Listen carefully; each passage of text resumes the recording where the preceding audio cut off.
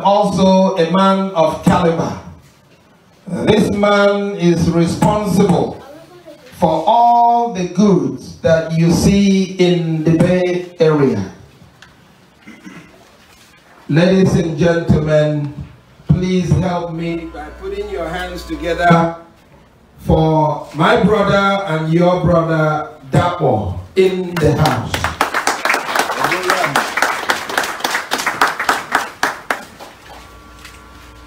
Also, the owner of this great house, Enugu House, house of enjoyment. This house made commissioners, and this house is also responsible for the man now we call the ambassador of Nigeria in Russia, Dr. Steve Oba.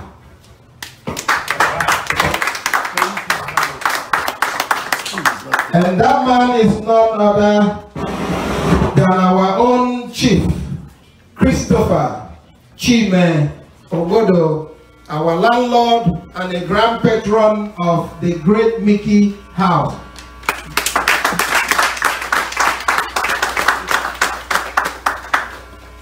I know I have many to recognize, but as we go along, I will do that.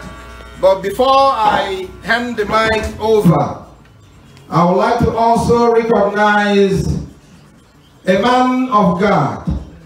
This man I've known for many years, and he is real.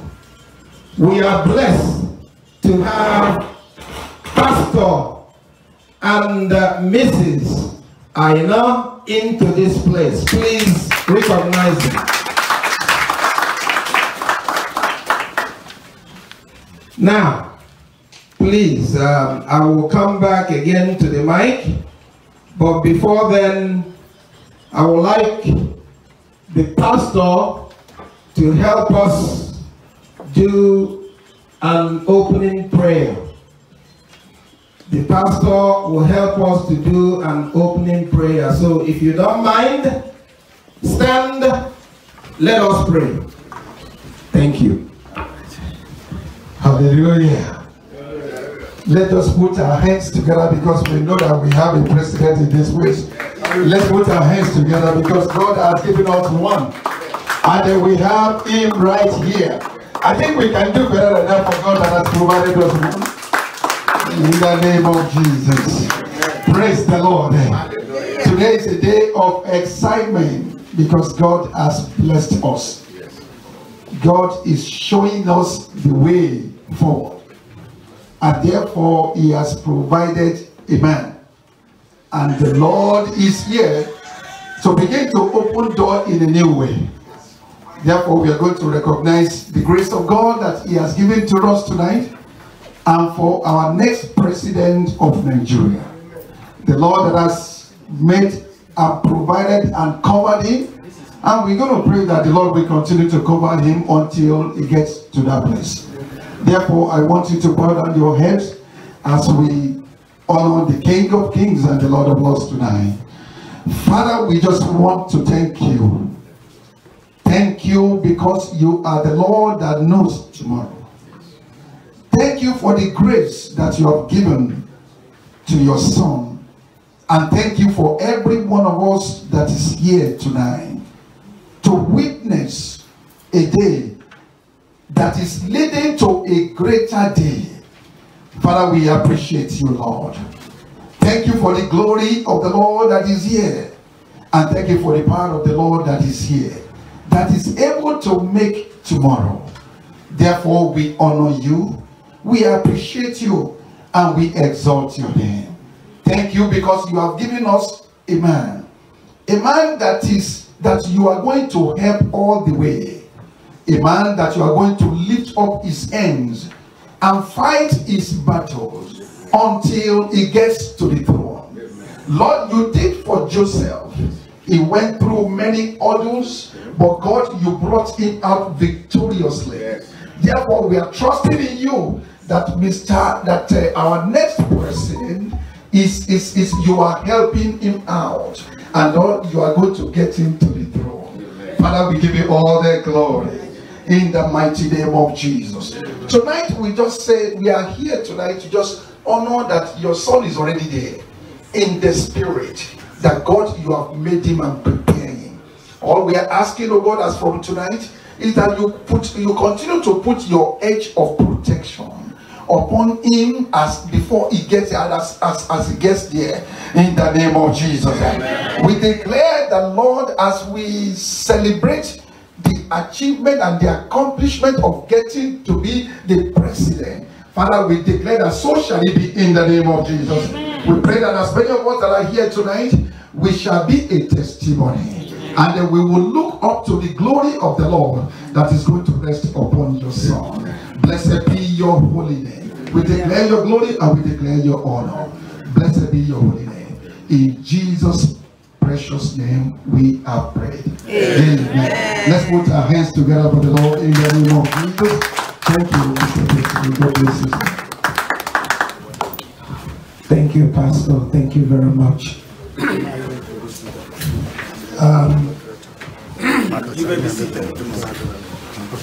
Before I hand the mic over, I would like those of you with your cell phones, please make sure that you call your people in Nigeria.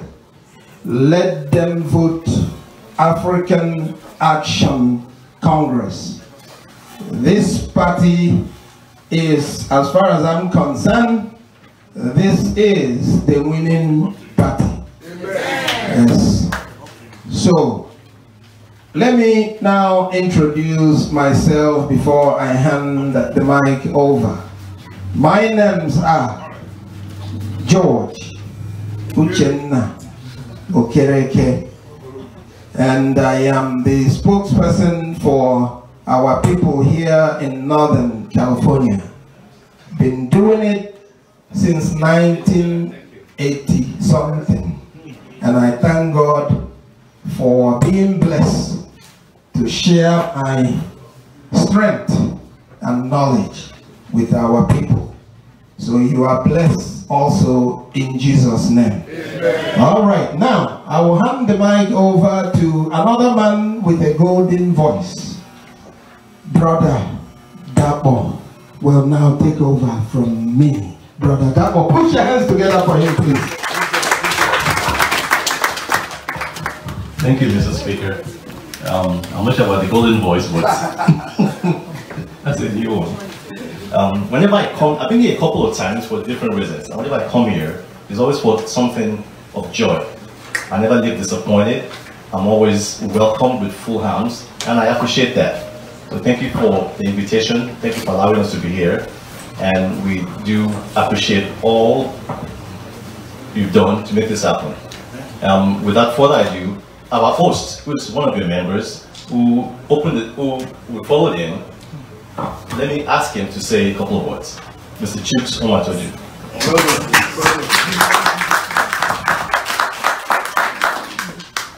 Good evening, all.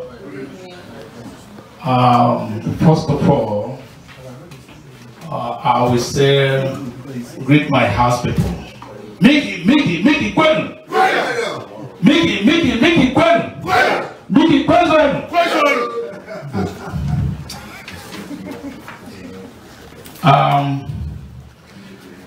You guys must be surprised of what is going on here tonight. Shocked.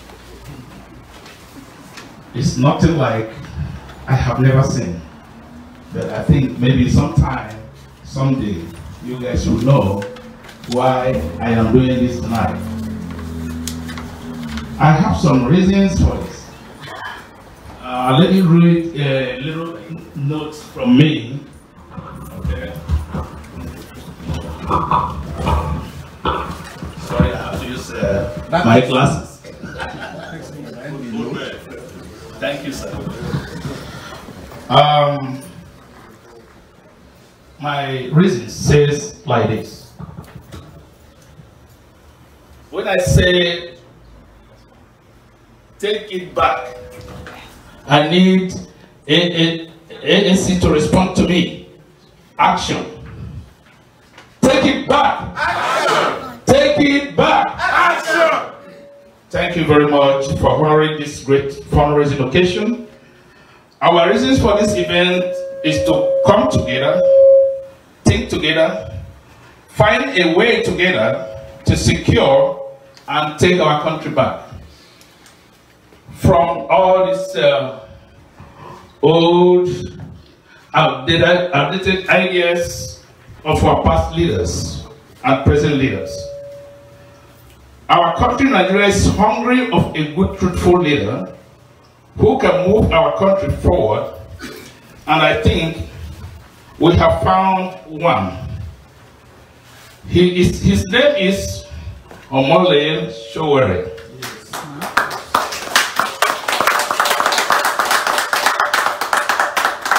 You guys can ask me why. Why? My reasons are not far-fetched. Each time I think of my country, Nigeria, I weep.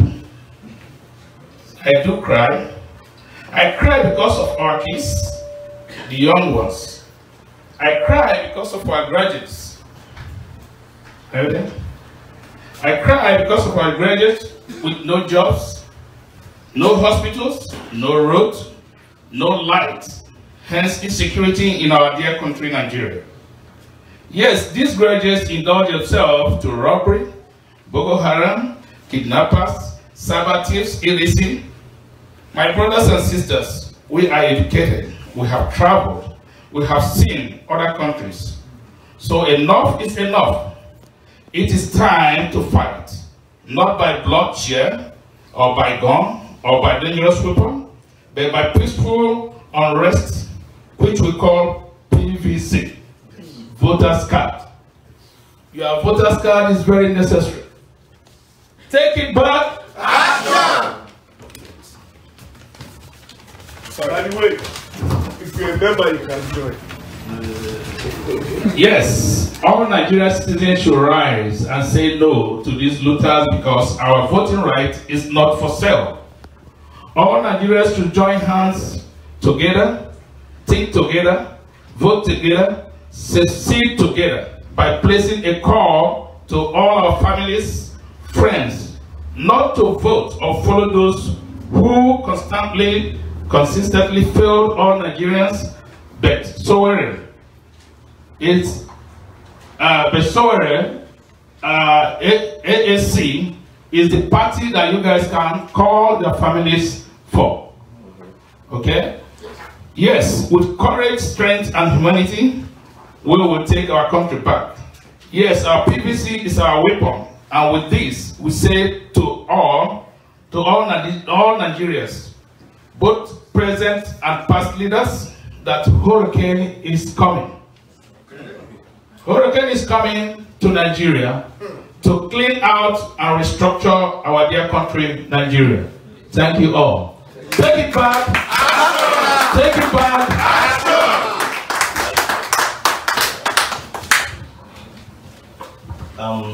Thank you, Mr. Chooks. That was a very warming welcome. The agenda actually says we should be having dinner right about now, but for some reason, the food is not here yet, it's on its way. So whatever the punishment is for the hosts, I'm sure the house will deal with it. Of course. Yes, I'm capable of it. So we'll come out to the food, we'll come out to the dinner. Those of you who know myself and my partner Hugo, you know we do a lot of community service in the Bay Area. We are not political people, but we just like to do things to make things easier for folks in the Bay Area. Be it passport, be it jobs, be it information, be it anything we can do to help other people. We do it with nothing expected in return. Yes. However, we're Nigerians, and the same thing you feel about our country, we feel it. We want to go home, we want our kids to go home, but when we go home, we're thinking of security. There's so much uncertainty back there. Those of you who have businesses, who is Chief Elendu? People like him, right, who have businesses, you know, they're doing the business with like one leg in, one leg out. Everything they do, there's no comfort that everything they do is secured. It shouldn't be like that. Nigeria is probably the richest country, one of the top 10 richest countries in the world. But see what we've done with our resources. Nothing to show for it. So when all the politics noise started happening again for 2019 election, I said, oh, here we go again. It's going to be Buhari versus Atiku versus Saraki. This was about a year ago. We talked about it. And guess what's going on again? It's Buhari versus Atiku versus Saraki. Same. The movement started. We heard about a movement called Take It Back. Young people, Mr. Omoyele Sowore, declared that we're going to start a movement to take our country back from the looters, from the corrupt people. It was time for those of us on the sideline to do something. And we said, well, maybe this is an opening for us to get involved. All of us can't be complaining, can't be talking, and not do anything. Those of us who are over here, we don't live in Nigeria, we don't have PVC cards, we can't vote. We can't convince people. We can only do two things. Convince our people that want to go and vote, which they might not do. Some of them, they give them $3,000, 3,000 naira. They'll take and go vote for the person and give them 3,000 naira. The last election, we all saw live videos of people getting 5,000 naira, 3,000 naira, less than $1. Selling their vote for less than $1 because of the state of the country, because of the economic situation they are in. That has to stop. So when young people, especially somebody from here, one of us from New York, decided that it's time to do something, we figured the least we could do is to help raise some money to support him. If we can't go there, let's try to do what we can do here, raise some money. That's all we can do. So that foot soldiers in Nigeria can have ammunition to take it back. They can vote, they can stop the rigging, whatever they're doing, they can fight fire for fire. And how can you do that is by our support, financial support. That's all we can do. And as such, we urge you in your hearts to dip in your pockets tonight, in the next week or so, and support the movement. That's why we're doing it. Just support. That's the only thing we can do. Support them financially. We put our hearts, we put our pockets, and we put our networks online to support Mr. Sowore. And it's not something we take lightly. But anyway, without, while we're waiting for dinner, we shall continue with the program. One of the key members of the Take It Back team, which is now the AAC party, is Dr. Joshua Adeoye. He's a public health dentist from Kano, Nigeria. He moves around with Mr. Sowore. I'm going to call him here. Actually, in the movement, he is the director office of the candidate. We call him the chief of staff for Sowore. And he's going to come here and introduce, say a couple of words, and then introduce our special guest tonight, who will then give the special keynote address. Mr. Josh.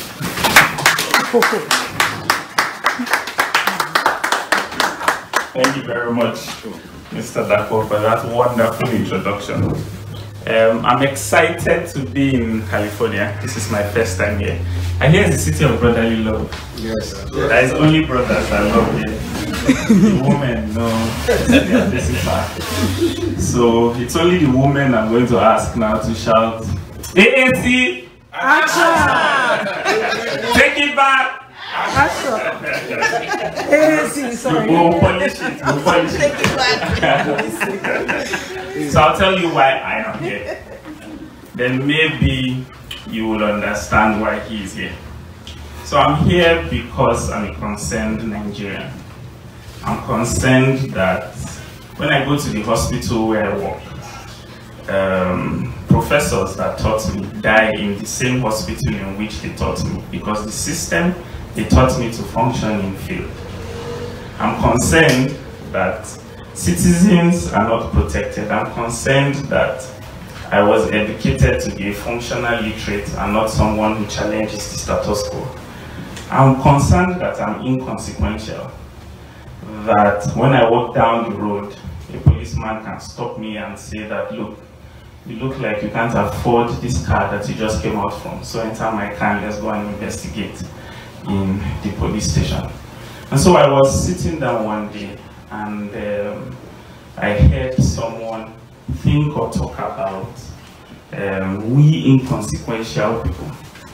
Someone he refers to as coming from the 7th zone of Nigeria, not the 6th geopolitical zone, but the 7th geopolitical zone. We, the forgotten people, the downtrodden people, those who don't have a voice, basically. And that person also said something that I like to borrow. He talks about 5 stages of democracy. And that's when I realized that this is the right person to follow. And that's because I am always asked, what is this person's experience? All he has done is an online blog, so and so. What exactly is his experience? And so I'm going to take his permission to steal his words and then tell you exactly why, for lack of a better word, I follow. One, he says that democracy must start. And democracy started when it was taking over from the village. As it so happens, he was there. He was there behind Abiola when the election was annulled. He was there fighting the military before they went out and there were elections. The second stage, he says, is that democracy, there must be a demobilization of democracy. So imagine if a certain person had his desire for a 3rd term. Nothing would have stopped him from going for a 4th term, a 5th term. And then the person who takes over from him will want to do the same. And Omoyele Sowore was there to stop this particular individual. If you don't know him, he's from Oakland State. I'll give you transport money to go and check him out. To stop him from continuing.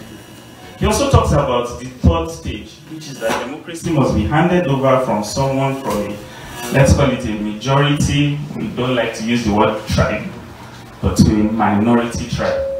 And that happened when the cabal that was hiding a vegetative president was forced to hand over to someone from the Ijaw, let's call it the Ijaw nation.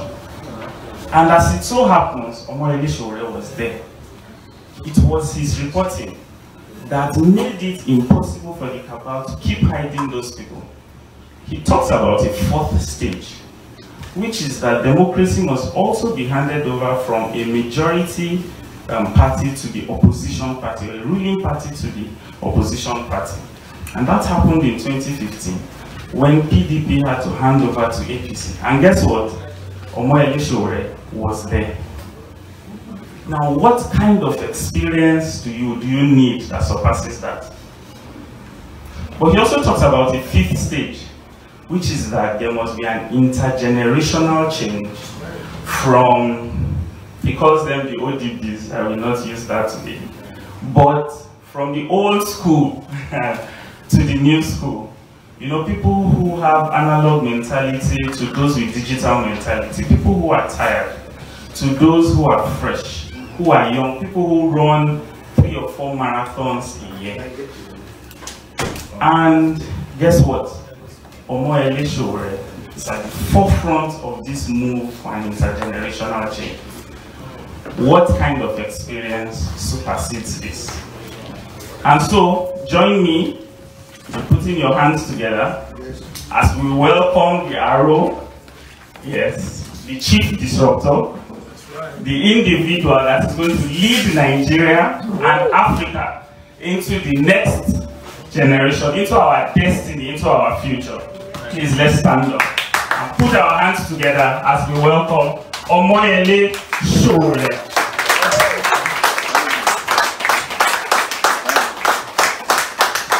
Thank you, sir. Please have your seat, please. Thank you very much. Thank you, Northern California. Thank you, Oakland, for having us here tonight. Today is very, very important in the life of Nigeria. And I'm saying so because a part of Nigeria was shut down today by young people. That is the southeastern part of Nigeria, by members of IPOB. And this is the first time today that I able to talk about it. And when I go around talking about Nigeria, people ask me, you know, what Nigeria are you talking about? Because Nigeria is falling apart. You can see it already that some people have left Nigeria behind and they want to go form their own republic. And my answer is simple. Every Nigerian has actually mentally succeeded from Nigeria before IPOB came. IPOB actually came late to the game. It's true. Because Nigeria has not supported the aspiration of an average Nigerian person because of what in the southeastern part of Nigeria they call Iberibeism, where you have people who don't know what they are doing running your destiny, and they run the country to the ground. So, but what is the significance of what happened today in the southeast? It's because people are crying for justice. Justice, justice, justice. They are crying for social justice. They are crying for economic justice. They are saying that they want liberation.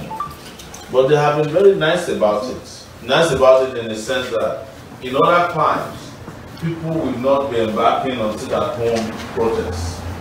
They would have done even more extreme things to force these leaders out of the way, to give them the freshness of life that they need. And that justice is what we are also crying for in our movement. Except that in some ways, I have a little bit of difference of opinion and strategy that the entire African continent could be one space and it will still not be enough for me because I'm the lover of space.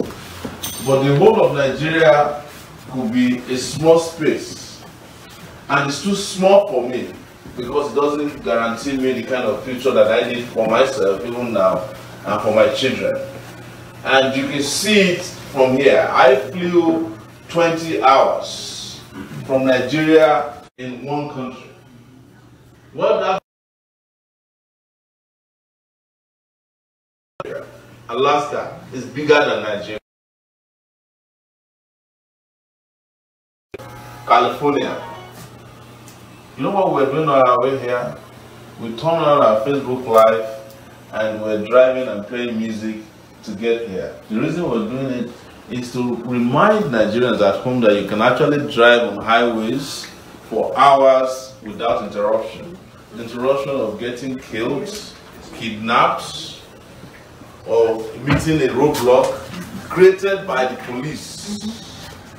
We didn't meet any one of that. And guess what the comments were? They were asking, you mean you have still been driving for the last 1 hour and nothing has happened to you? You can see the comments. Some people say, wow, come and see road. Yes. You can go and check this out on our Facebook. And because one of the things we've been doing in our movement is to carry all these Nigerians along with us, to travel with us, see the rest of the world. And we have had the exposure, everyone seated here, on how the world can work and how the world is working for other people. How people send their children to school, how people drive on highways and don't have to die, how people get sick and can go to hospital and be treated and they return home. When I came to the US and I had appendicitis, appendectomy, and that was after I had appendicitis and it was removed, I was kicked out of the hospital the next day. I was asking the doctor, why are you asking me to go home? It's because we have removed your appendix and you should go home and let it heal. Because the last time something like that was done to anybody I knew about, he spent 3 weeks in the hospital. They tore his chest from here to here to remove an appendix that was ailing. And then kept him in the hospital.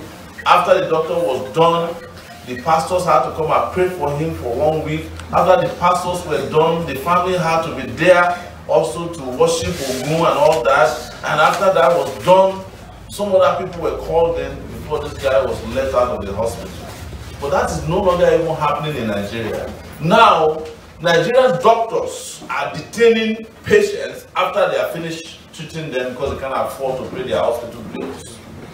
Yes, at government hospitals in Nigeria. And when we speak about this, people say to us, oh, you have talked too much about the problem. What is the solution? Sometimes the solution is in carrying people along, because sometimes I'm tired of talking to Nigerians that there are basic solutions to your problems that doesn't even require a PhD holder to implement. It's the reason why when we are traveling, we take them with us. Sometimes when we are taking off, we do a live stream. When we are landing, we do a live stream. Do you know why? Because I also want them to see how small regional airports are better than our own international airports in Nigeria. I like to joke about it, but it's not funny. That the moment you land into the Muritala Mohammed International, in fact, the moment you are landing, you know that you are going to a place of uncertainty. And the moment you get out of the plane, the stench that hits you in the face, the darkness, even though you arrive at 2 p.m., the hallways are dark. Nothing works.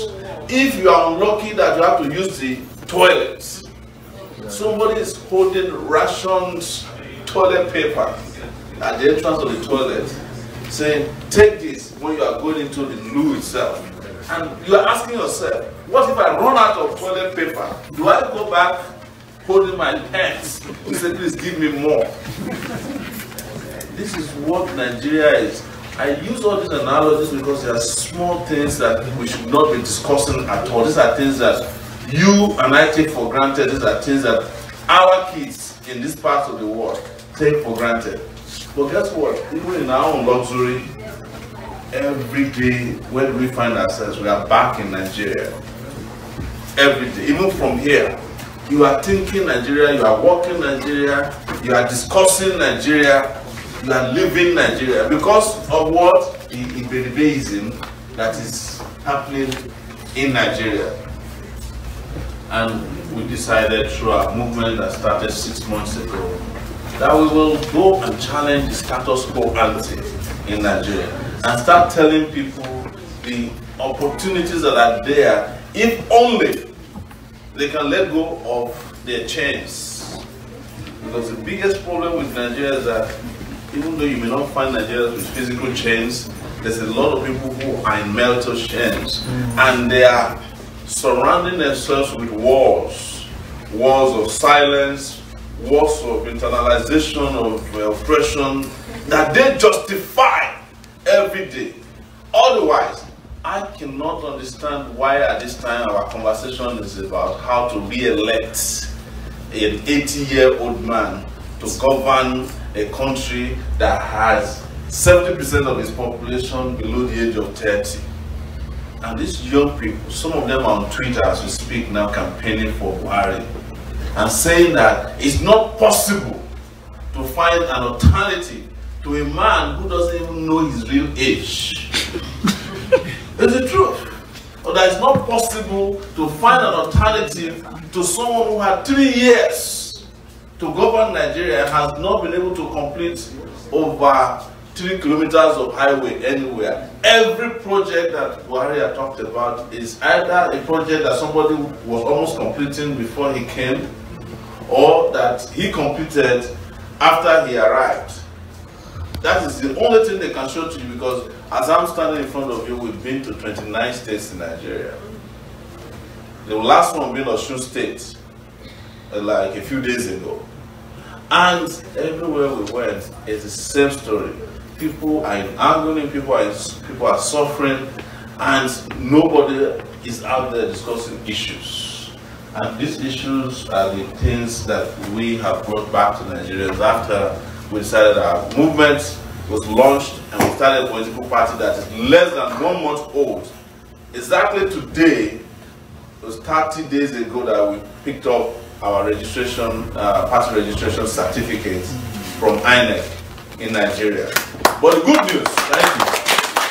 The good news is that when you are talking about political parties today in Nigeria, Yes, you can mention APC, you can mention PDP, but everybody is talking about AAC, the African Action Congress.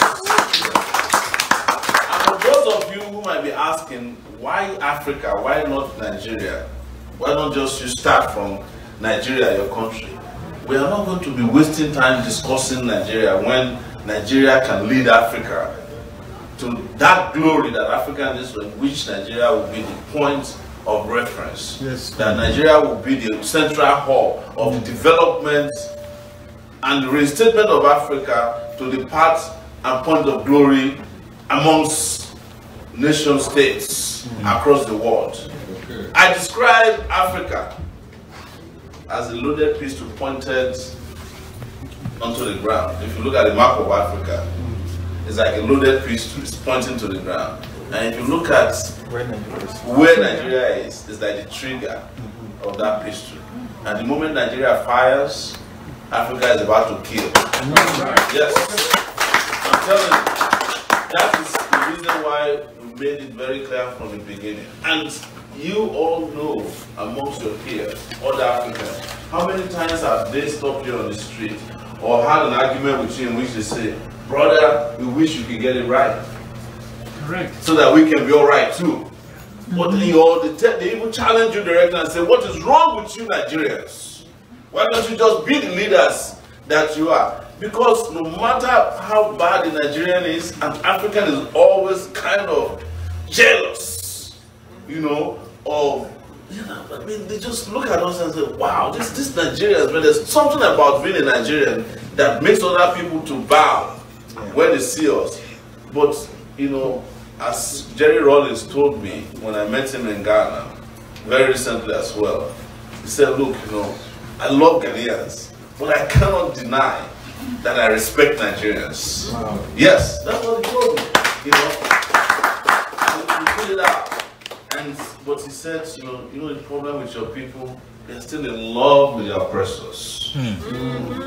This was what former President of Ghana, Jerry Rawlings, told us.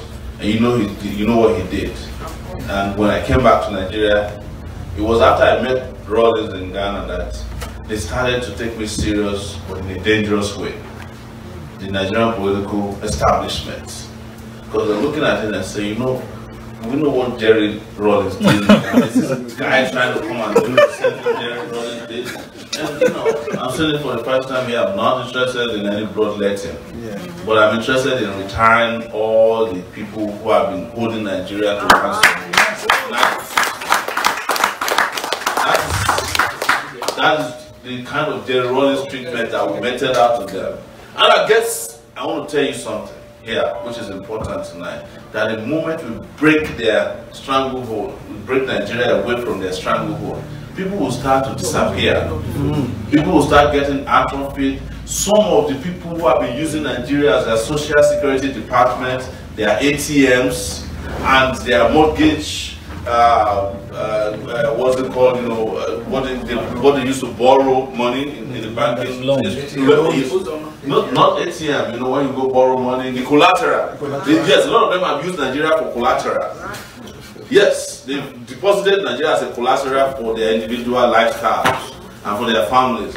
They will start to drop debt. I'm serious. You know, and we know where they are located, but nobody's going to kill them. They'll just start to, because without Nigeria being deposited as a collateral for their own living and existence, they won't be where they are. And the moment Nigeria is removed from that position, because instead of Nigeria working as a living state, Nigeria has been put in the cooler. And there's no way Nigeria can progress without being removed from that position where they have placed it. And the moment Nigeria removes itself, Nigeria will outgrow them. Nigeria will outlive them.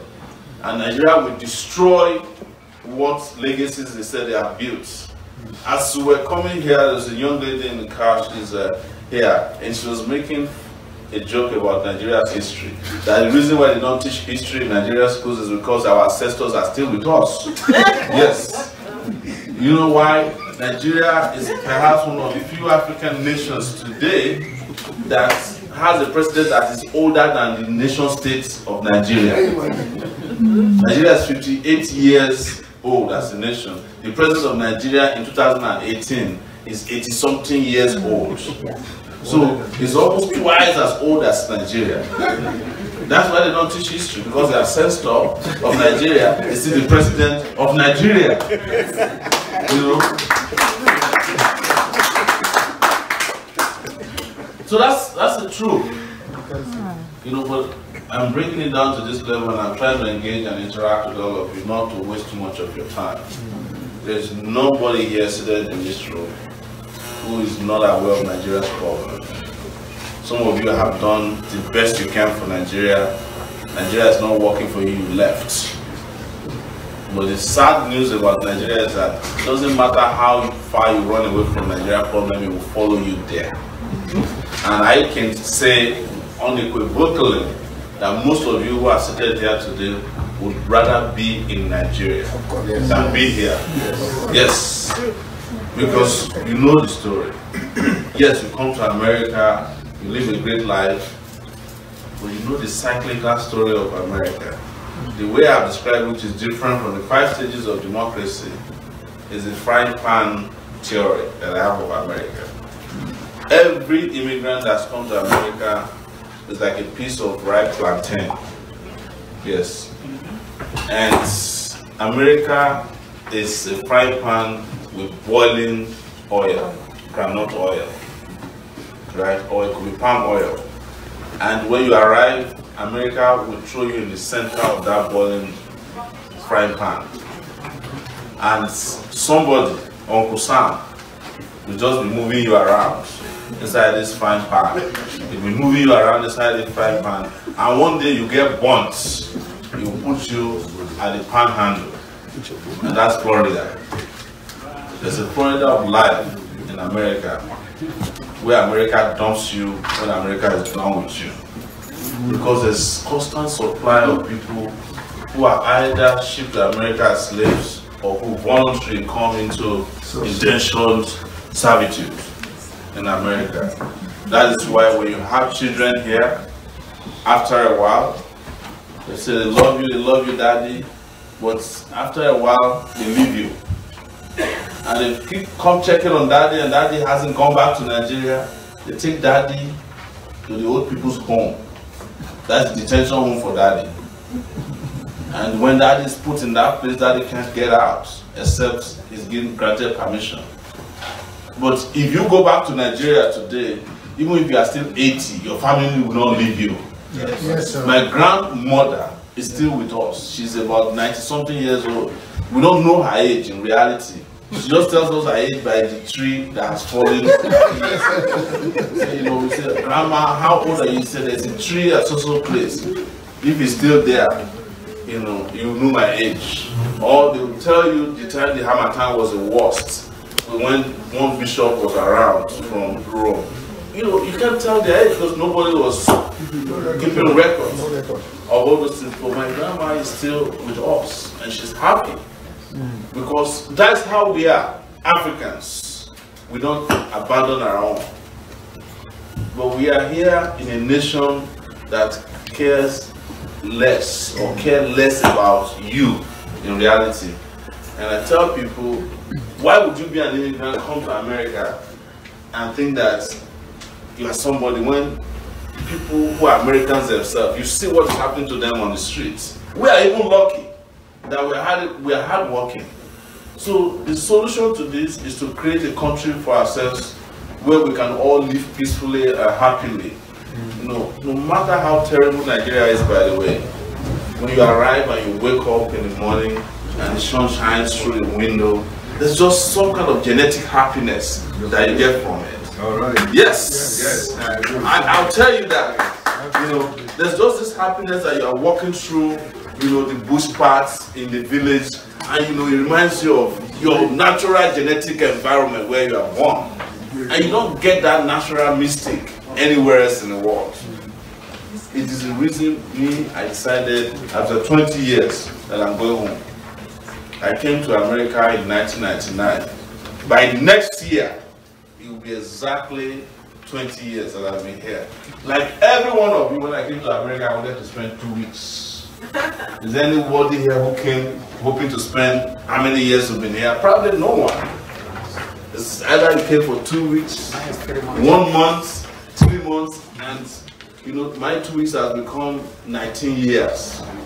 But another significant thing is that the democracy in Nigeria that we fought for, as my friend described here, in those 5 stages, will exactly be 20 years next year. Yes, the first time we came to this current democracy was 1999. And by 2019, it will be exactly 20 years. That's a landmark that must change the direction of democratic progress in Nigeria, and we want to lead it. We are stepping forward knowing the dangers involved and inherent in it. We are stepping forward because we know that we can change the country.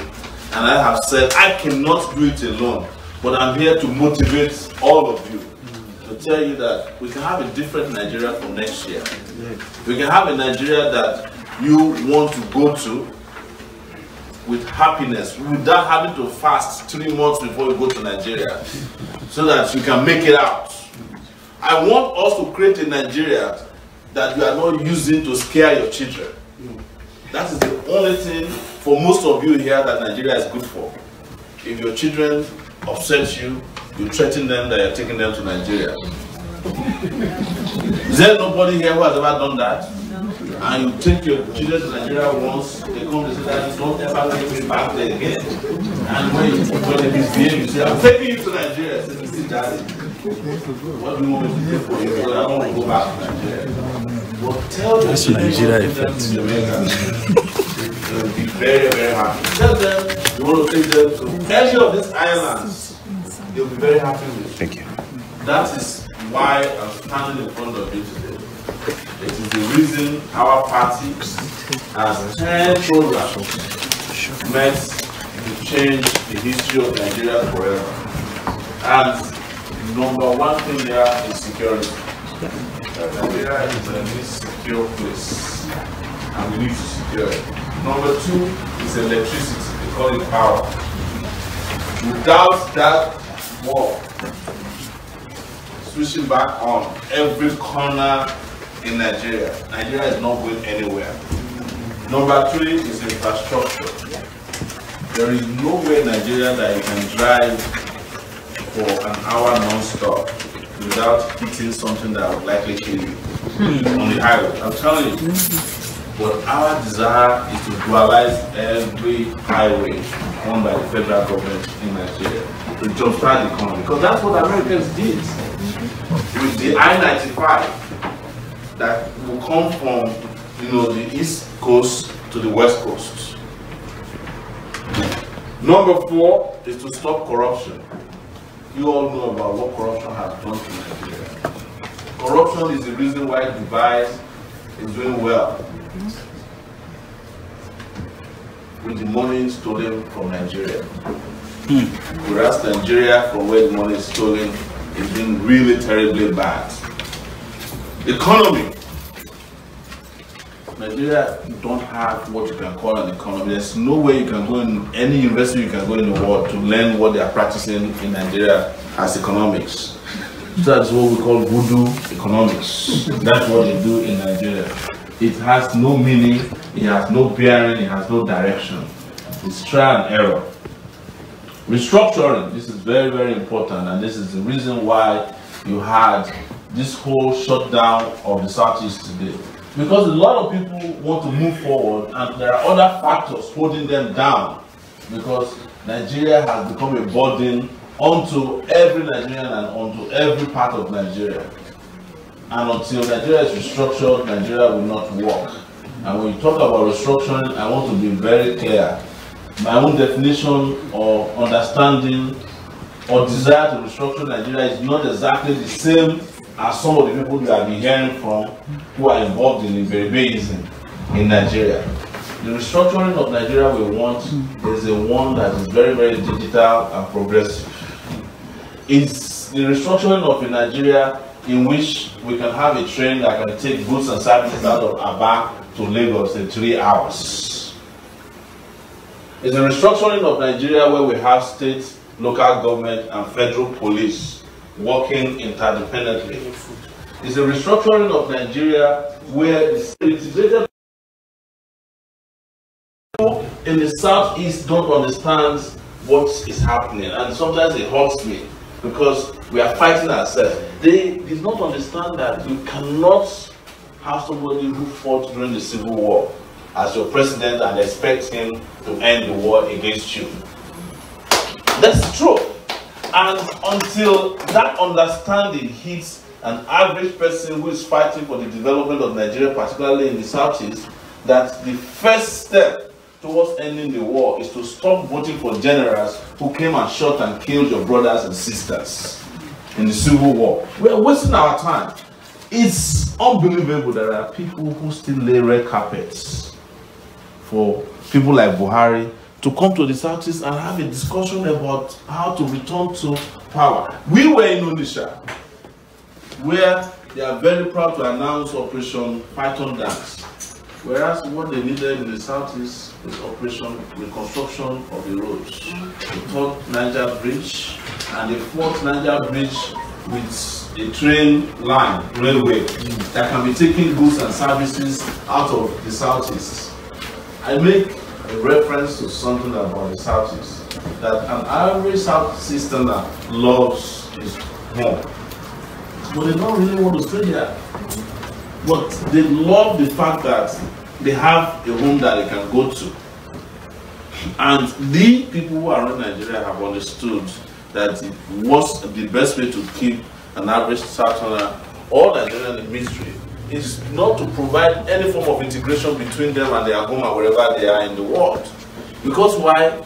The Igbo man, as we refer to you, most people from the Southeast have conquered the world already. You have conquered it in medicine, in sports, you have conquered it in every ramification. If you go into the American football system, most likely the people who are living there are Igbos. If you go to every pharmaceutical company in this country, or any village and the pharmacies, in places like Selma, Alabama, where where Martin Luther King did the march, the man who is there as their #1 pharmacist is an Igbo man. This is the story of Nigeria, and I'm not saying it as a cliche. It's the truth. The same thing has happened to Yoruba people that have left, and we need a country to go back to, and we must make it happen. What about health? There are no health facilities in Nigeria. Before, they used to claim that Nigerian hospitals are mortuaries. No. If you die in a Nigerian hospital today, there is no formaldehyde to even preserve your body. So it's no longer qualified to be called mortuaries. Because mortuaries are places where they can embalm a dead person. I'm asking any one of you, if your family member died in any hospital in Nigeria, federal hospital in Nigeria, for you to embalm the body, you have to take the person to a private morgue. It's one of the biggest businesses in Nigeria, because the hospitals cannot even afford to preserve dead bodies in Nigeria as of today. I'm not making this up. Education, they have taken, education and literacy out of education. Our Nigerian education system is breeding illiteracy and ignorance, and that is what they are thriving on. You have a country where there are no education institutions working anymore, and you add a little bit of ignorance into it, you add other ingredients like religion, and then you have a dynamite in your hand, and that is what they are experimenting with in Nigeria. Finally, we talk about agriculture. When we travel around Nigeria, you cannot find any modern tractor. People are still using donkeys to do plows in Nigeria. People who have 20 hectares of land to cultivate cannot afford to do one. And you expect the country to feed the steaming population, you are wasting your time. These are programs. Programmatically is described as Spicer Heats. That is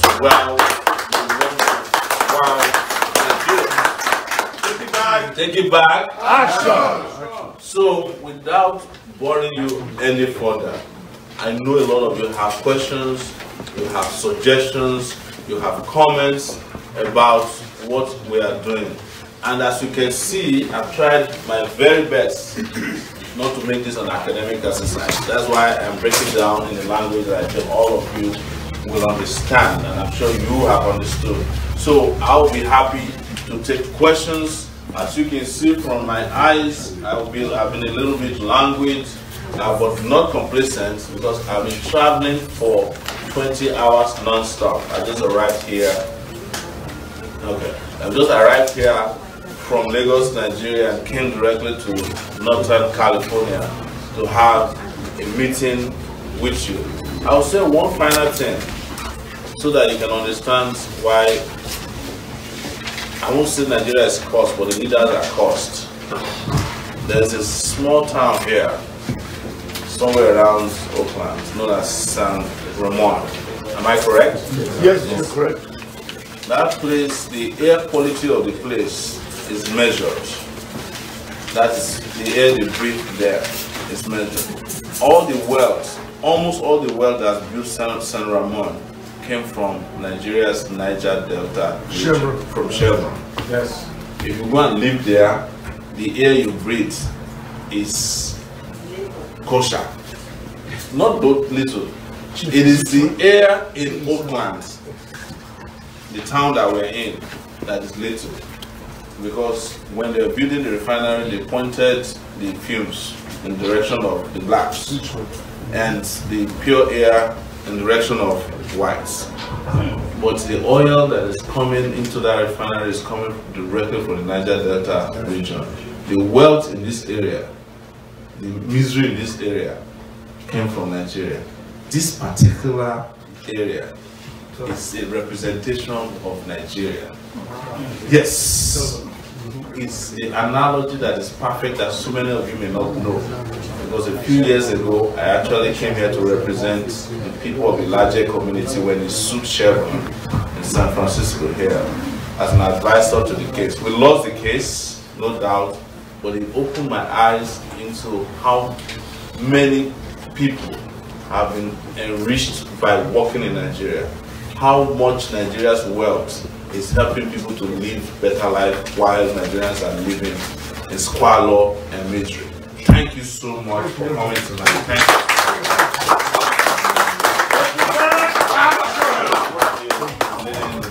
Thank you. Well done. Thank you. Thank you. So let's give him a round of applause. Well done. What bravery. And it's because of your bravery that you pulled us all out.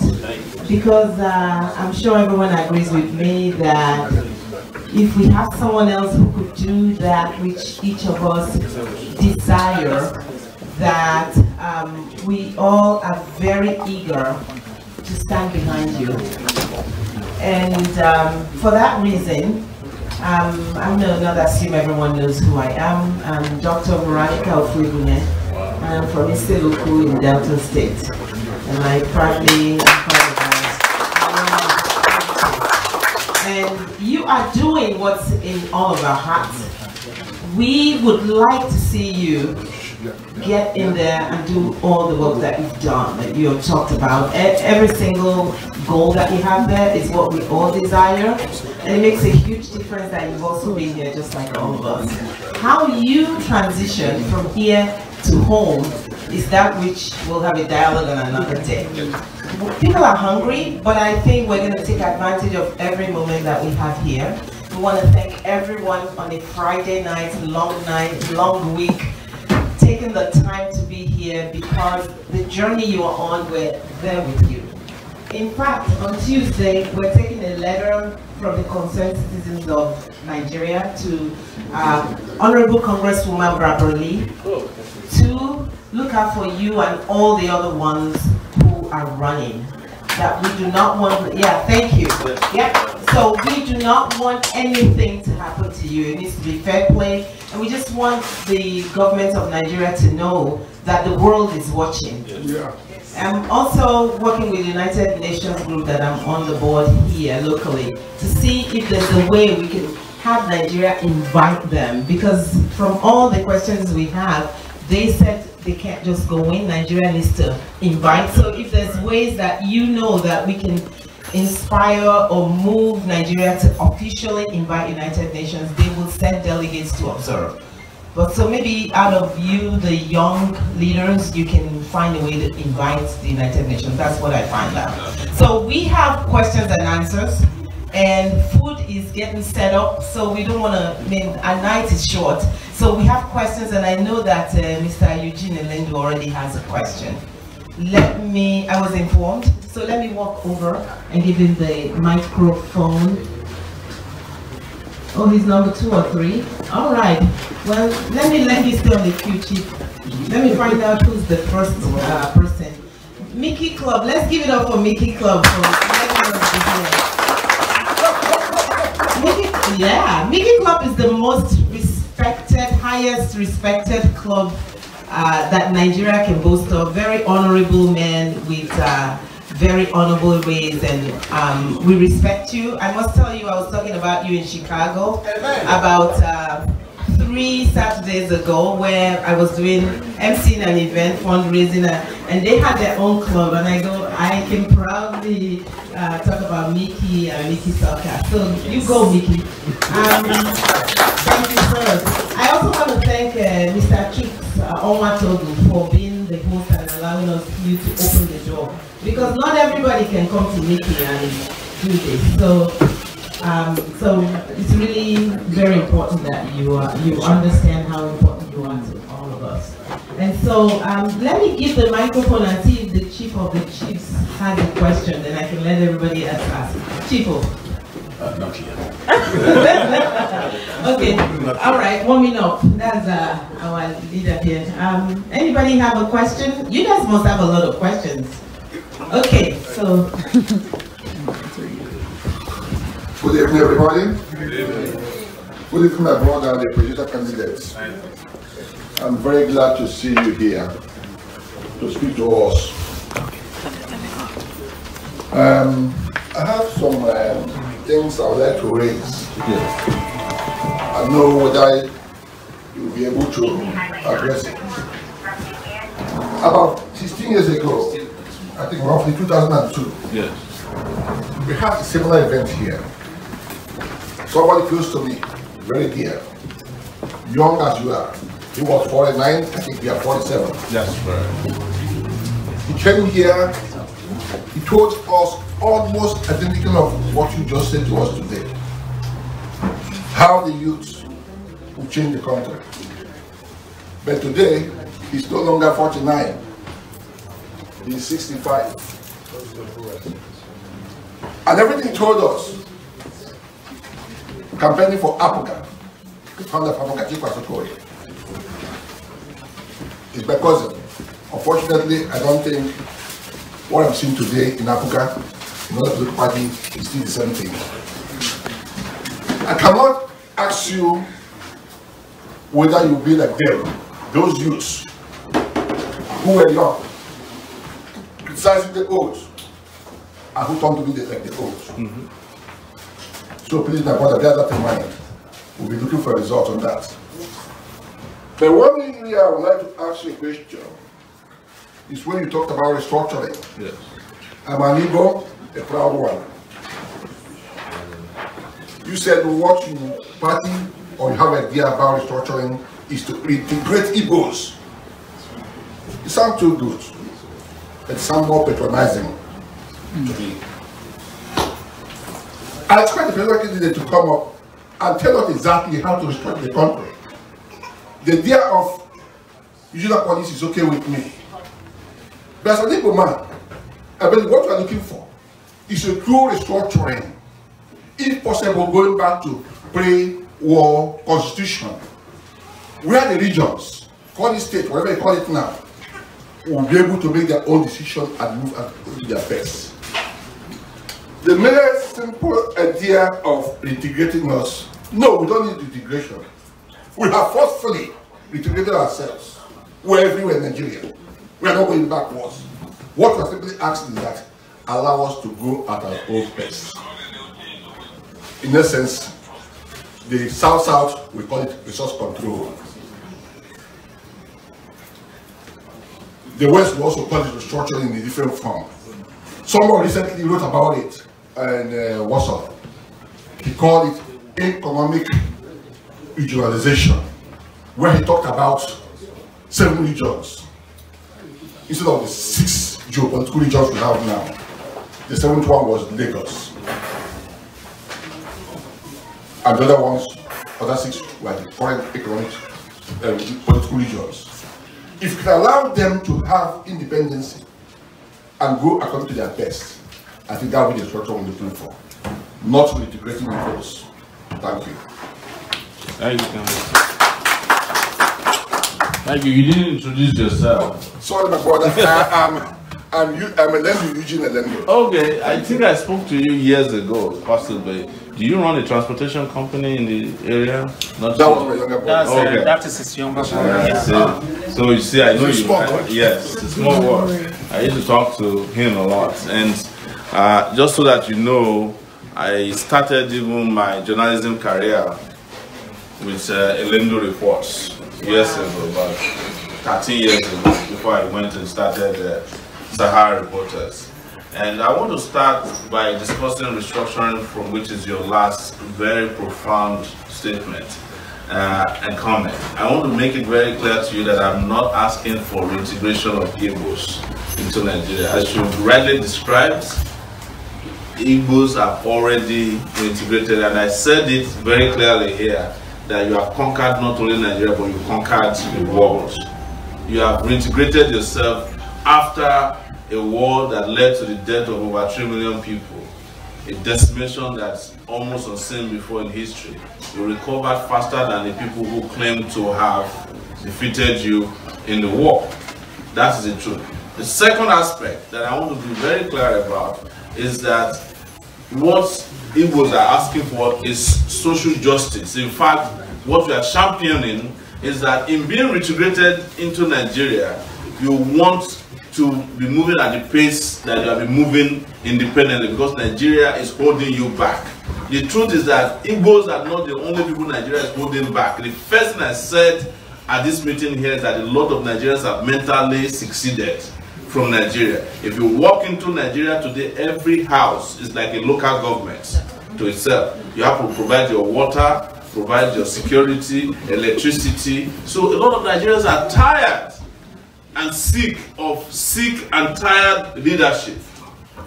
The third thing you mentioned, which is that we should create 7 economic blocks, which was the pre-1963 kind of constitution.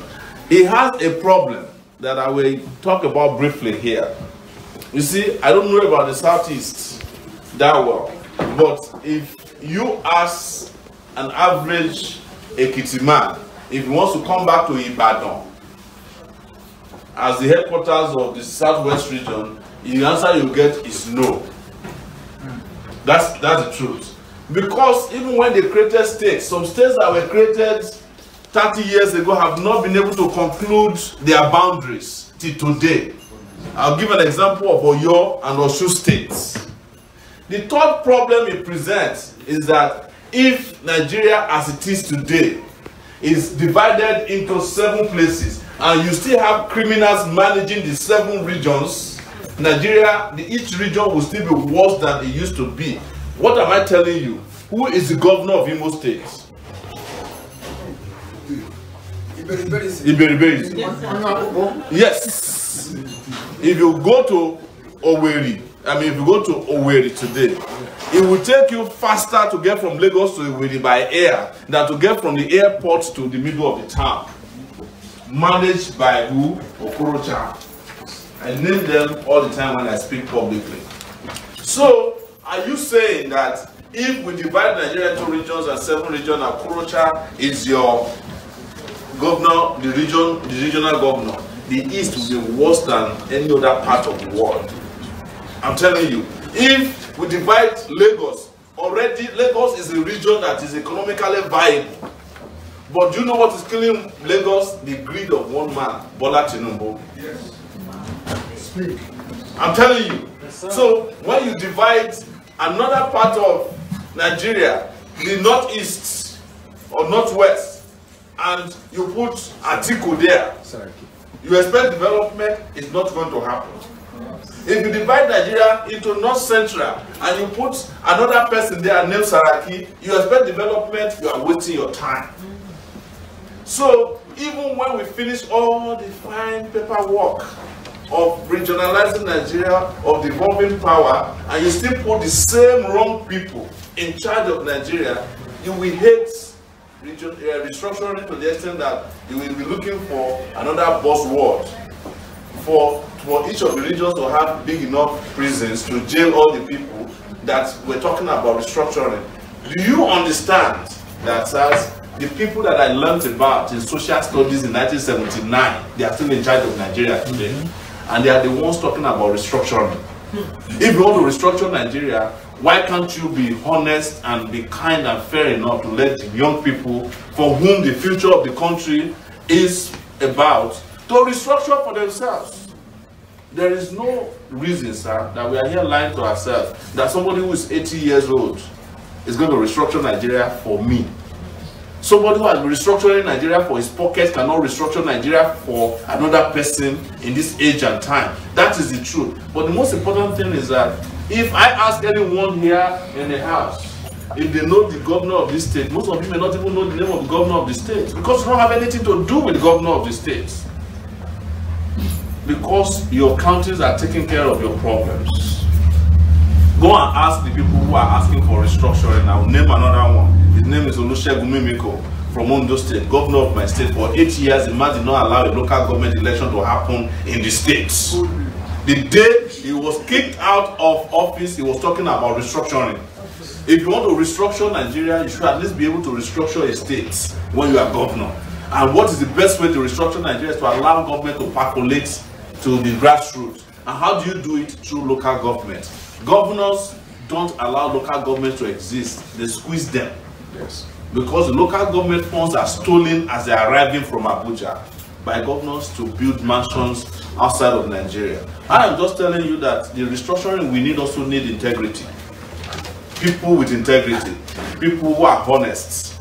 I do not disagree with restructuring. But if you restructure Nigeria and you still put the same people in the driver's seat of a restructured Nigeria, Nigeria will be worse than what it is. Then I go to the question of the young man you say came here when he was 49. I am sorry, I don't know the person, you mentioned his name, but the difference between me and the guy who came here a few years ago is that most of us have been making the mistake of voting for people who have no pedigree, people who have no history. Because when people of history come to us, we tell them, you have no experience. That is what I was told when I started this journey. They told me I have no experience. Some people will tell me that I'm only good for a local government election. And I ask a question which nobody can answer. When I'm local government chairman of Nigeria, of any local government in Nigeria, who is going to be your president? The same Buhari? So I'll be a local government chairman under Buhari, and you expect progress. Or I'll be a governor under Buhari and you expect progress. Or I'll be a senator under Saraki and you expect progress. Some people say, well, when you go to the Senate, you know, since you get mouth, you can be shouting there. I said, I'm not running for the presidency of a debating society. The presidency of Nigeria is where you can get things done the quickest, at the fastest rate at this time. And from there, which will answer your last question about restructuring, is to tell you that one of the things that need to happen first and foremost with restructuring is the Nigerian constitution to be changed. That constitution is a fraud created and imposed upon Nigerians by the military. And they put the word, we the people of Nigeria, but nobody was there when the constitution was written. There was a few army generals led by Babangida and the rest of them. So without addressing the issue of character, without addressing the issue of competence, without addressing the issue of capacity, integrity, every other thing we are talking about, the restructuring will become another theory. And we'll find ourselves in what we call circumlocution. Plenty of motion, no movement. Again, this is the reason why I will never stand in front of you and deceive you that just one buzzword is going to change Nigeria without looking for people of caliber who can make it happen. Because right here is the place to make the argument. We are around Silicon Valley, where people with intellect and capacity have changed the world from this valley very close to us. But people of terrible character have also turned our own country into the valley or the shadow of death. Nigeria is a country where people go to die. Nigeria is a country where dreams are killed on a daily basis, where aspirations are killed, where people are decimated and destroyed and disenfranchised. For me, the 7th region is our region, and that's a region of people who want to fight and take their country back. That is where I stand, sir. But I do not in any way in this submission disagree with every other fantastic submission you made here tonight, that we must be very clear in terms of who is in front of us, what they intend to do and deliver to us, beyond just sweet words. That's where I agree with you. But I insist, and I insist for posterity tonight, that without people of good character, without people of integrity, and I mean integrity that you cannot doubt, without people of history, without people of pedigree, Nigeria will not be able to achieve any of the fine points you have raised here tonight. If that happens, that we do not take advantage of tonight to change Nigeria, you will still find ourselves in worse situations than you have even described here tonight.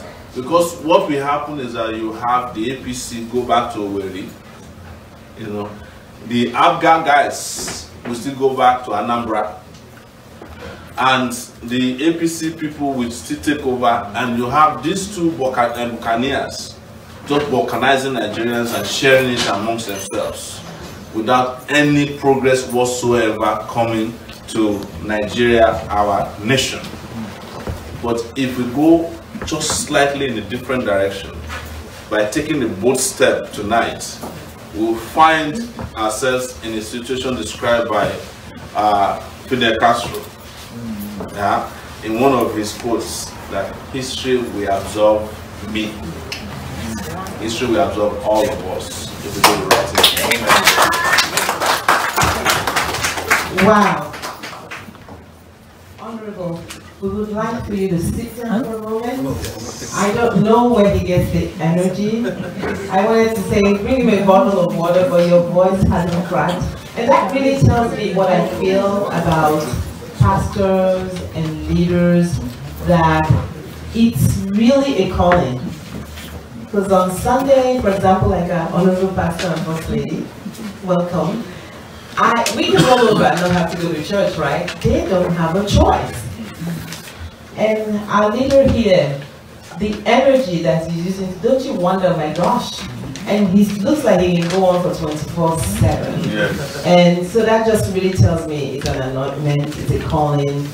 When I see Obama talking, wake him up, tap him, and he said the right thing, it's a calling. And people that are not called, it's obvious when they open their mind, you're like, oh goodness, what the heck did we do? So because it's a calling, we really want to stand behind you. But for us to stand behind you, I have to feed people. Yes. And not only do I feed them, my brother, I trust my Anyoma brother, she's any kind of drink you want, he has it here. I trust my brother. So I want you all to please eat. Think of questions, because our... Why don't we do this? Lots of people are serving themselves. Let's take more questions so that we can maximize the time. Okay. Okay. Okay. So Good idea. those in the back and go and eat. Right. We'll have till 12. We know that. Right. So what? Yeah, I agree with Mr. Dako. So we will juggle our time, but I really do want to take a quick break and let people take a break, get some food, get some drinks. Then in a few minutes, I will kind of eyeball it. Then we'll get started. And I see hand movements.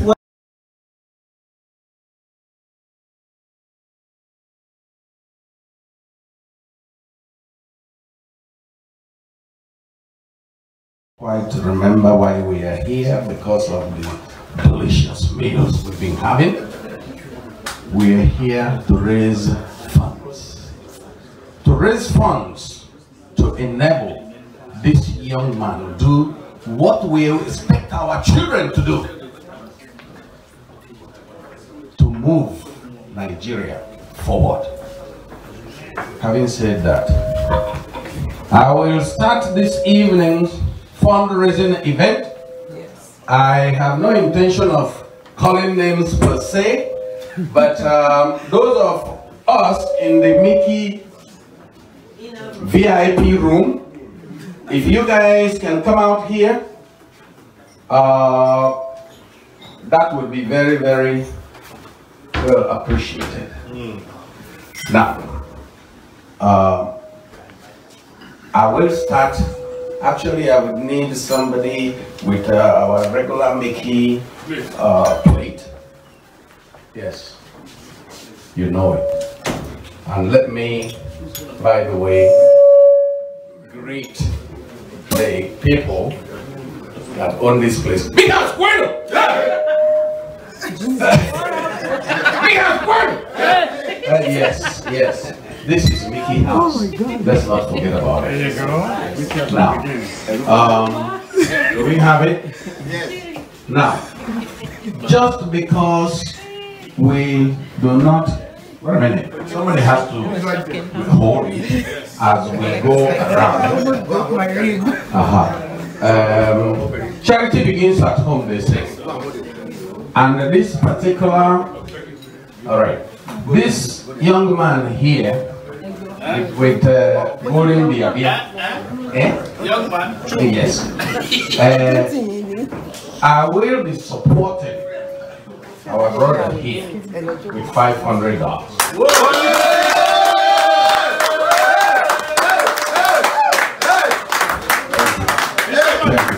The only thing I have in the house. Thank you. Thank you. Having said that, I would like to move around. Yes. I don't want people to come. You just finished eating. Relax. I'll come to you. You see how I've been standing in front of this place, looking at you? Please. Please. Please.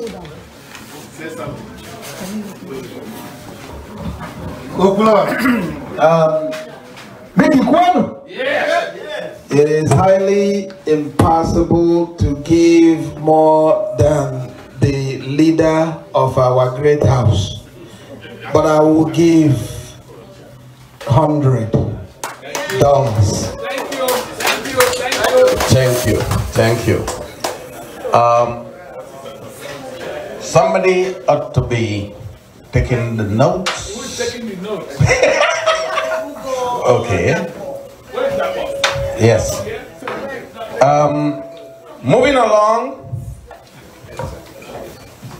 our Facebook videographer, you know I'm coming to you, and that is none other than our own Sanko Success. Yes, sir. Wait, the right is name. Sanko Success. I think Chief is gonna bail me out with $200. Yes. Now, moving along to our own honorable Mickey House member from Oakland, up in the high quarters. Yes. Gabriel Odabi. Yes, so yeah. I'll give you guys some of $200. Amen.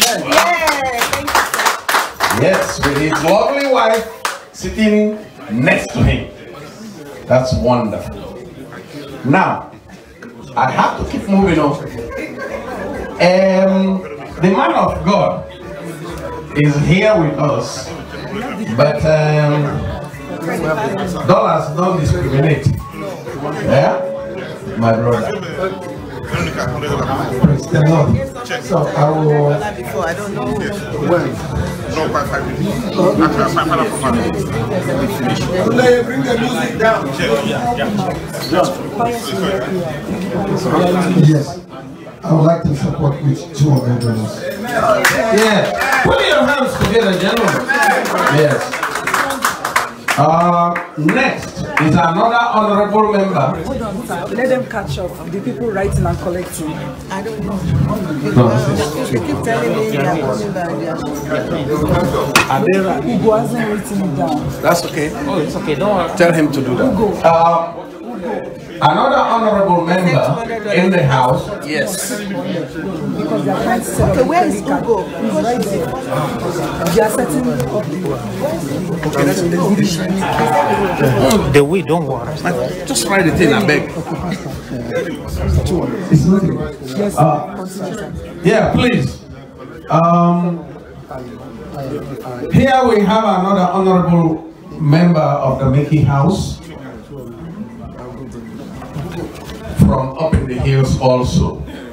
The Honorable Frank Agordi. Yeah, I've given them my check over there. Okay. I'm here to support, and we want the young ones to rule Nigeria now. They have a digital brain.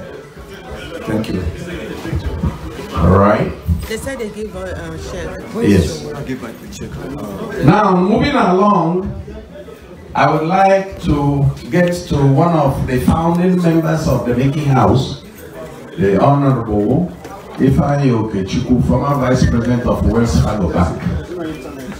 Now, let me give him the microphone. Thank you, Chris. Ladies and gentlemen, I have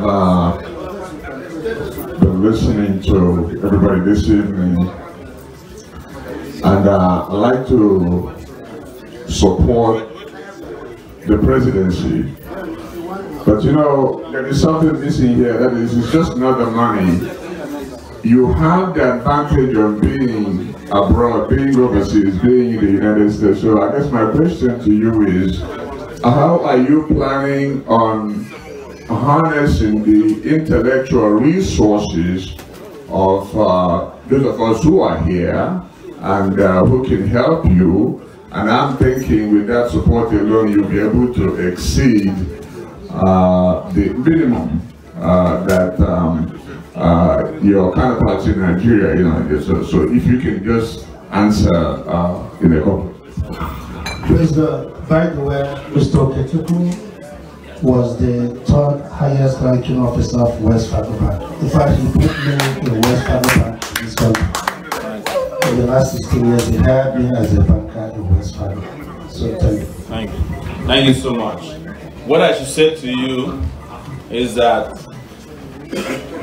other aspirants accuse me of coming to the game with greater advantage than others because of exactly what you said.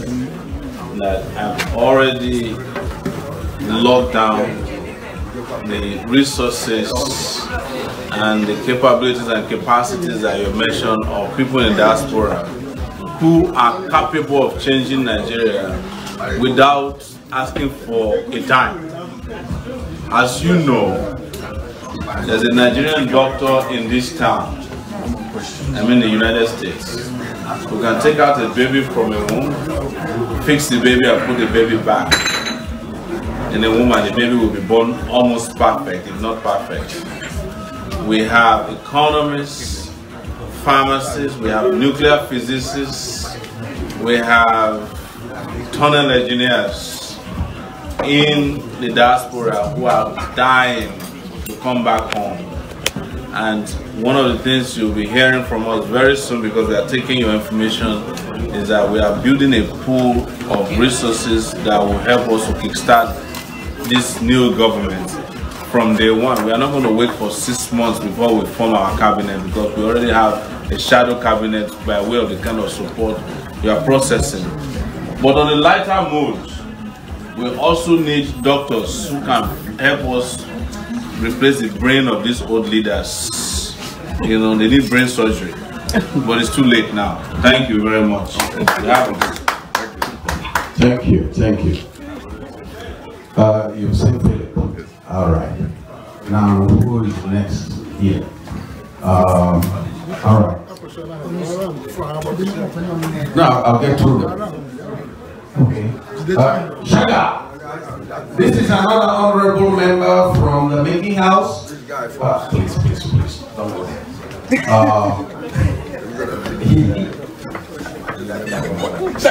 Yeah, please.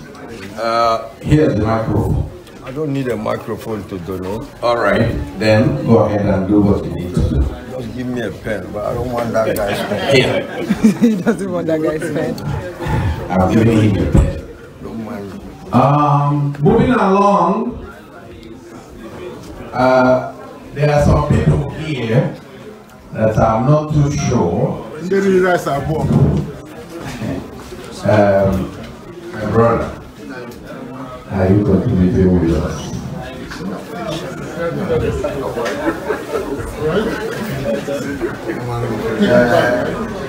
My name is yeah, this one. My name is One house, please. I will contribute $50 for Wonderful. Thank you, my brother. Thank you. I'm skipping. Okay. My name is Chinamaya. I'll be $100. Thank you. Yeah. Chief. Yes, sir. Elder. Chief Elder. Hey, you don't get two titles, so. All right, my brother, here's the microphone. All right, this our wonderful chief here says he's supporting the event with $100. Yes. Another honorable member of the house, our own DJ, my brother. Yes, the microphone.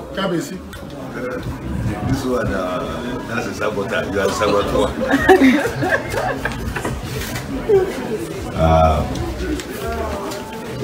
$200. Man, please put your hands together as these people are reaching out the door. Thank you. Another honorable member from another honorable member of the House, Chief Athanasius Yowakwe. Because you put chief, I already handed you. All right. Now, moving on to another honorable member, Emma Emori. Here's the microphone. 5 million naira. Yes. My name is Emma Emori. I do have one question for the the time for give your money. People are living. It might not necessarily not be question, but it might be just for my own acknowledgement. Presently, from what I've heard and what I've seen, sorry I left Nigeria a very long time ago. Yes. I think I spent almost 19 years before you came. So, presently, they said before the election, we already know who's going to be the president. Yes. Most of the time. So, if that's the case, and we're able to get all this information and build this empire that we're trying to build now, and get everybody to vote, what will guarantee us that that particular voting that we're putting will be counted, and the right person who is you will go in as the president? Yes. Thank you very much. There is nothing as strong as the will of a people who are determined to change the course of history. My usual answer, should I let you drop the money first before I answer? That's good. Yes. Yes, sir. Is that wherever there's a will, to change the course of history, it will always count. And the way I answer this is 2015. When Nigerians, whether rightly or wrongly, decided in 2015 that they wanted a different president, the person that won the election spent the least amount of money, and he won the election. In 2019, what is at stake is not the same thing that is at stake in Ekiti State. In fact, there's something to note about Ekiti State in elections this year. Whenever a desperate party wins in Ekiti, they will lose the general election. It happened in 2014 and 2015. What you see this year is that social media, which don't used to play a role in elections, will play even bigger role in the election, in making the election transparent. Because you will find last time we had instant announcement of election results.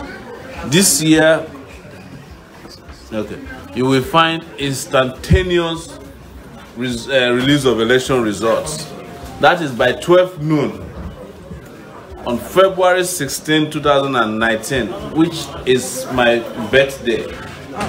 Yes, I was born that same day. We will know the president of Nigeria, and it will be the person standing in front of you that day. Thank you. We have to bring you back because we want to learn a lot. But tonight, let me give to Chief. Where's Chief? Thank you. Please, let's not spend all night asking and answering all these questions. Let's take care of business first. We'll get back to the question and answer session. Can I give a quick let me just say something. Please, what we'll do, I'm going to ask Ugo. If you have question, we'll ask it, we'll write it down. But Mr. President will not answer the question, but we don't mind your question, we'll just write it down. Thank you. Thank you. Now, another honorable member here in the House, the one and the only Chief Ekweme. The only baby face we have in the house. Of Imo State. Ekweme. I know they talk, but of California. California too. Please. Well,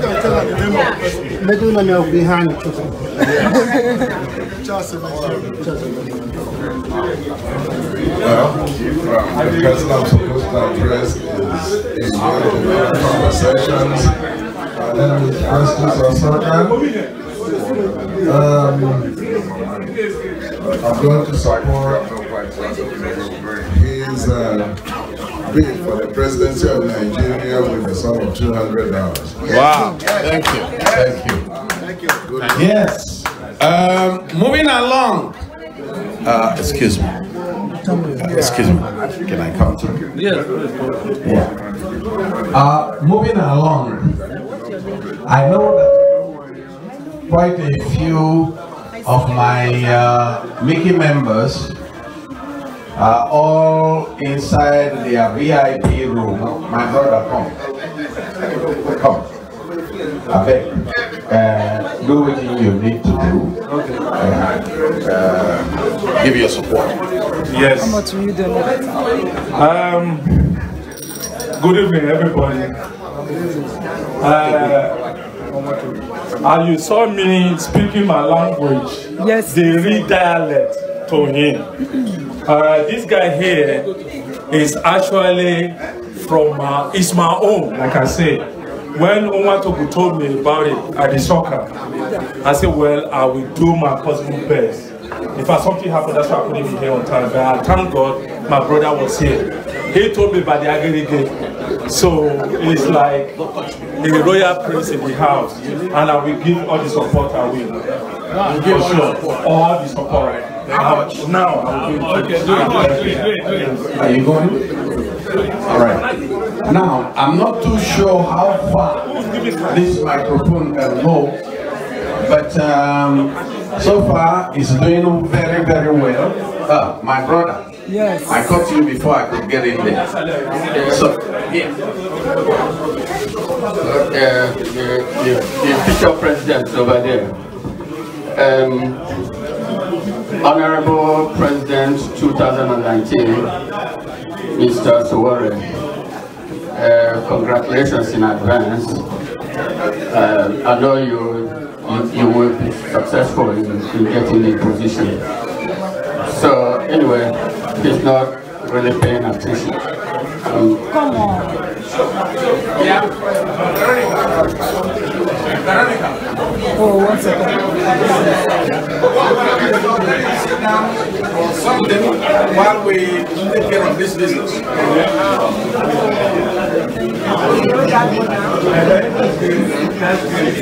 Yes, okay. So, like I was saying, I already told you that since my friend made me aware of you, I've been following you all the way on YouTube. Right now, I feel like I know you, like you're a brother from a mother. You know. So, anyways, like I said, just make sure the people you bring along with you to the presidency are not about who are going to hijack your presidency. So it's not going to be easy. But besides that, I'm going to support you with $200. Wow. Thank you, my brother. Thank you. Yes. You say you have ATM or something. Oh, there's no reception in there. Oh, no. So far it's working. So far it's working. So far it is working. Now, my brother, there is reception.